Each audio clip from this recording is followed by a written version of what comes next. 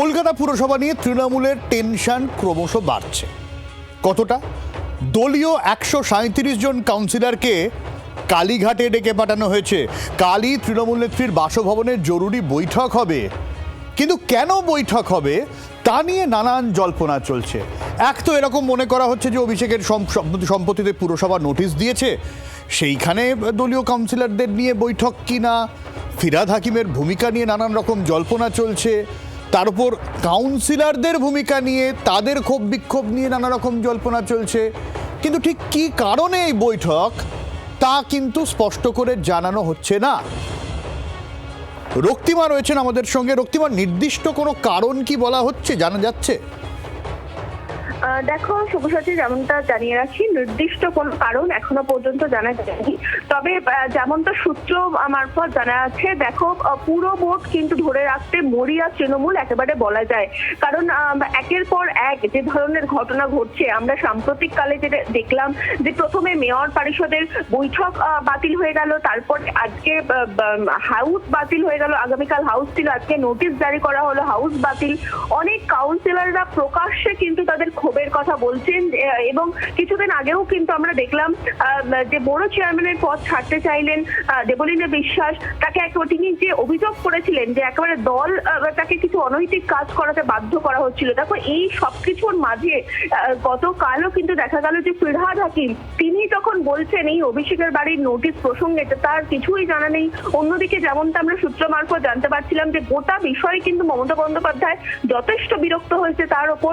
দেখো এই সবকিছুর মাঝেই কিন্তু একটা যে গুঞ্জন শোনা যাচ্ছে যে কোথাও নিজের দায়িত্ব থেকে সরে দাঁড়াতে পারেন ফিরহাদ হাকিম। তিনি যে মেয়র পদে বর্তমানে রয়েছেন সেই দায়িত্ব থেকে তিনি সরে দাঁড়াতে পারেন। এই অবস্থায় যে কাউন্সিলরদের তাহলে রক্তিমা এই জল্পনাটাও কি করা যায়? দেখো এর আগেও আমরা দেখলাম যে ৭৪ নম্বর ওয়ার্ডের কাউন্সিলর ক্ষোভ প্রকাশ করলেন। অন্যান্য জায়গায় তো কাউন্সিলরদের গ্রেফতারি, এই বিষয়গুলো সামনে আসছে। কোথাও গিয়ে কি এরকম জল্পনাও আছে? তুমি যেরকম বললে যে জল্পনা আছে মেয়রের দায়িত্ব থেকে সরা নিয়ে, আগাম পুরভোট, এরকম কোনো জল্পনা? দেখো সেটা তো একদমই, যদি যিনি মেয়র বর্তমানে রয়েছেন ফিরহাদ হাকিম, তিনি যদি সরে দাঁড়ান, যদি এই যারা কাউন্সিলর যারা বর্তমান রয়েছেন, তৃণমূল কংগ্রেসের সংখ্যাগরিষ্ঠতা রয়েছে এই পুরো বোর্ডে, সেই কাউন্সিলররাও যদি দল পরিবর্তন করে যান বা তারা তাদের দায়িত্ব থেকে সরে দাঁড়াতে চান, এই যদি পরিস্থিতি তৈরি হয় তাহলে স্বাভাবিকভাবেই কিন্তু একেবারে বলা যায় যেটা জরুরি পরিস্থিতি। কারণ আজকের দিনটা যেটা হলো, দেখো হাউস বাতিল করা হলো। হাউস বাতিল করা মানে কিন্তু পুরো পরিষেবায় ব্যাহত হওয়া। কারণ এই হাউসেই কিন্তু গুরুত্বপূর্ণ নানান ধরনের পরিষেবা সংক্রান্ত বিল পাস হয়ে থাকে এবং তারপরে সেই পুরো পরিষেবা দেয় কর্পোরেশন। সেই হাউস হলো না, তারপর এই ধরনের যদি ঘটনা ঘটতে থাকে তাহলে কিন্তু সেটাকে বলা যায় জরুরি পরিস্থিতি। ইমপিচমেন্ট এনে সেক্ষেত্রে কিন্তু পুরো বোর্ড ভেঙে দেওয়ার প্রসঙ্গ, যেটা আগেও বারে বারে উঠছিল সরকার বদলানোর পর, সেটা কিন্তু হতে চলেছে বা হতে পারে এমন আশঙ্কা কিন্তু দেখা দিচ্ছে। সব্যসাচী, অনেক ধন্যবাদ রক্তিমা। আর যে জায়গায় জল্পনা যেরকম বলছিলাম আপনাদের, এইগুলো তো রয়েছে, এবং অভিষেক বন্দ্যোপাধ্যায়ের সমস্ত সম্পত্তিতে নোটিশ নিয়েও বক্তব্য রয়েছে। এবারে দেখুন নোটিশ জারি হচ্ছে, অথচ মেয়র বলছেন তিনি কিছু জানেনই না।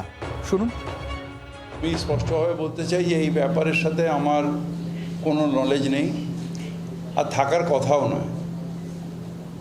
কেএমসি বিল্ডিং ডিপার্টমেন্ট কাকে নোটিশ দেবে কাকে দেবে না, কোন নোটিশে কি সেকশন, এটা আমাদের পলিসি ম্যাটার নয়।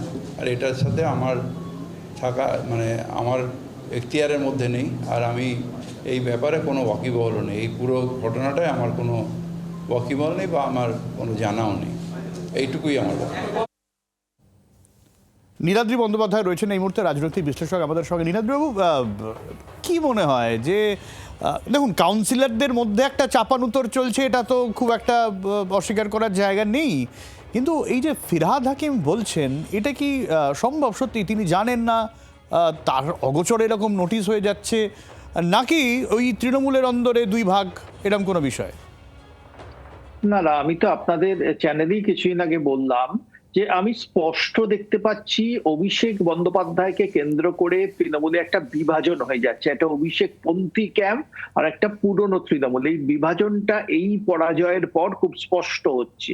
এবং ফিরহাদ হাকিম যে কথাটা বলছেন সেটা কিন্তু খুব একটা বিশ্বাসযোগ্য নয়, কারণ তিনি মেয়র, তিনি শুধু পলিসি নির্ধারণ করবেন, পলিসির রূপায়ণে তিনি ইনভলভ থাকবেন না। যেখানে অভিষেক বন্দ্যোপাধ্যায়ের মতো একজন গুরুত্বপূর্ণ রাজনৈতিক ব্যক্তিত্বর প্রপার্টিতে নোটিশ পাঠানো হচ্ছে, লিপসন ব্যাংকের প্রপার্টিতে নোটিশ পাঠানো হচ্ছে, এটা কিন্তু বিশ্বাসযোগ্য নয়। উনি কোথাও দায়িত্ব থেকে সরে যাচ্ছেন অথবা নিজের ভূমিকাটা স্পষ্ট করছেন না, যেটা ইঙ্গিত করছে হয়তো পরিবর্তনের পথে ফিরহাদ হাকিম।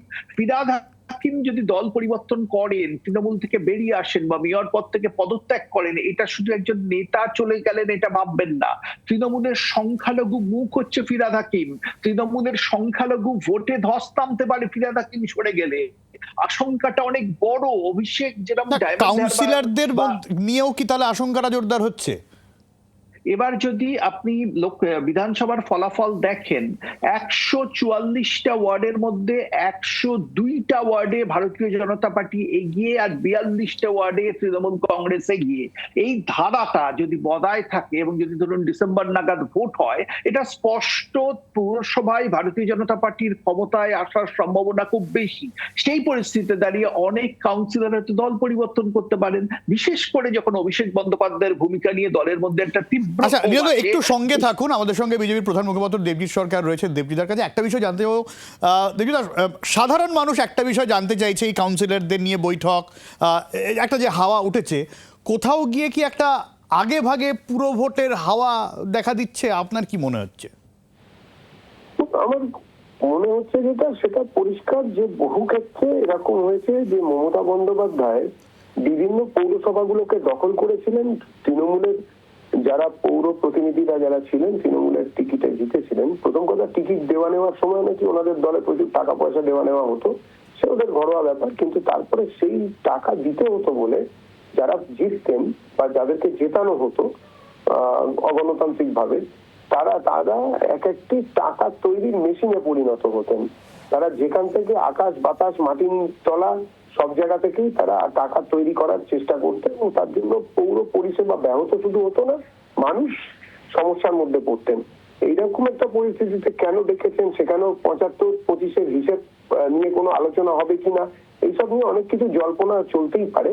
কিন্তু সাধারণ মানুষ আরো একটা ব্যাপারে উৎসাহিত, যে দুর্দণ্ড প্রতাপ যিনি কিনা বলেছিলেন সর্বাধিনায়ক বিকেল 4টের পরে তোমার দিল্লির কোন বা পাশে ডেকে নিয়ে এসো, তিনি তাকে খুব একটা দেখা যাচ্ছে না। কালকে কি দেখা যাবে ওই মিটিং এ? আপনাদের কাছে কি খবর সেটাও আমরা জানতে চাইছি। আমাদের আর কি একটু হালকা কৌতূহল। আরেকটা ব্যাপার দেবজিৎবাবু, ফিরহাদ হাকিমকে নিয়ে কি মনে হচ্ছে? কিছুই মনে হচ্ছে না। উনি মনে করার মতন কি খুব কিছু, বা এই পুরো মমতার যা দল বল যা আছে তারা কে মনে করার মতন? এরা কি রামমোহন, বিদ্যাসাগর, রবীন্দ্রনাথ? এরা কারা? একটা পরস্পর বিরোধী একগাদা দল, তারা এক জায়গায় জড়ো হয়েছিল শুধু একটাই স্লোগানকে সামনে রেখে, এলোমেলো করে দে মা, লুটে পুটে খাই। তা লুটে পুটে খাওয়া পশ্চিমবঙ্গের জনতা বন্ধ করে দিল। এখন আর কি করবে? এখন যা করার করছে। পশ্চিমবঙ্গের মানুষ আর এসব নিয়ে উৎসাহিত নয়, ওরা যা পারে করুক, কিচ্ছু এসে যায় না। মানুষ গণতন্ত্রের পক্ষে, মানুষ কর্মসংস্থানের পক্ষে, নতুন হাসপাতাল বানাতে হবে, নতুন কাজের ব্যবস্থা করতে হবে, কত কাজ এখন। এইসব নিয়ে ভাবলে হবে কে কোন কুটুরিতে বসে, চোর কুটুরিতে বসে ওইসব ভাগাভাগি করছে কিসব জিনিসপত্র, ওইসব নিয়ে এখন আর কেউ ভাবছে না। অনেক ধন্যবাদ দেবজিৎ বাবু। আমরা একটু তৃণমূলের প্রতিক্রিয়া নেব। জয়প্রকাশ মজুমদার রয়েছেন আমাদের সঙ্গে। জয়প্রকাশ বাবু, প্রথমে অবশ্যই জানতে চাইবো আপনাদের কাছে কি খবর আছে, কালকে যে কাউন্সিলরদের নিয়ে বৈঠক, কেন?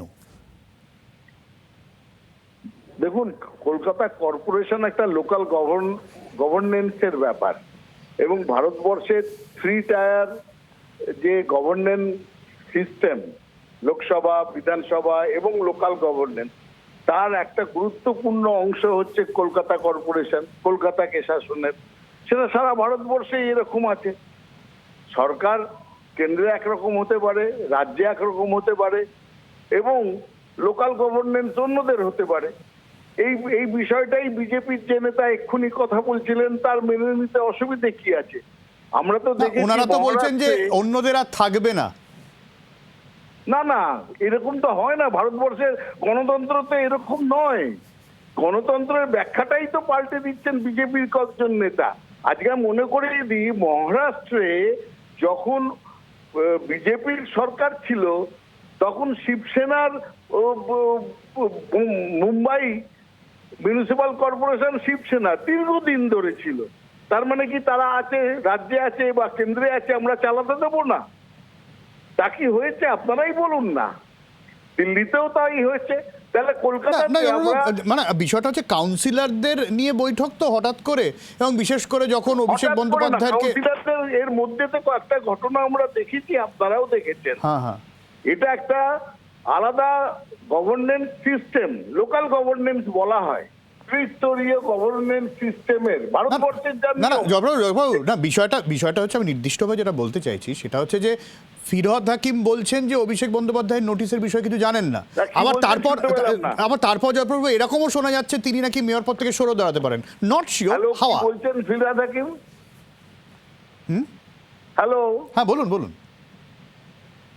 না না, দেখুন, আমরা দেখেছি যে সেখানে যিনি কর্পোরেশনের কমিশনার, যিনি অ্যাডমিনিস্ট্রেটর তো নন, সেখানে একটা ইলেক্টেড বডি আছে, তিনি সিদ্ধান্ত নিচ্ছেন কিন্তু ইলেক্টেড বডিকে না সঙ্গে না নিয়ে। এটা তো হওয়া উচিত না।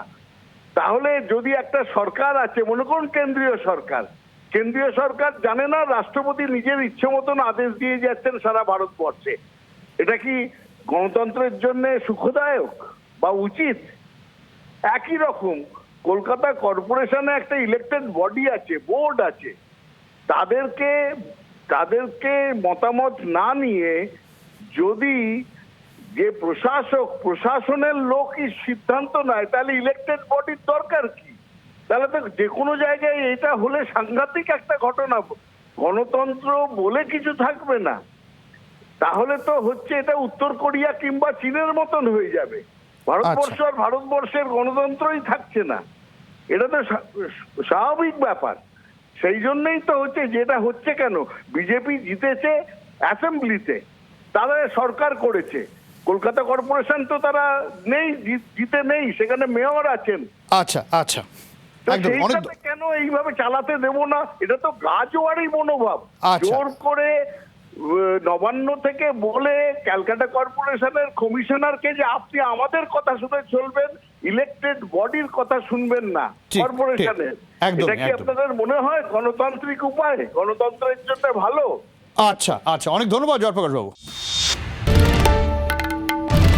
বাংলার আওয়াজ, বাঙালির আবেগ, জি 24 ঘন্টা।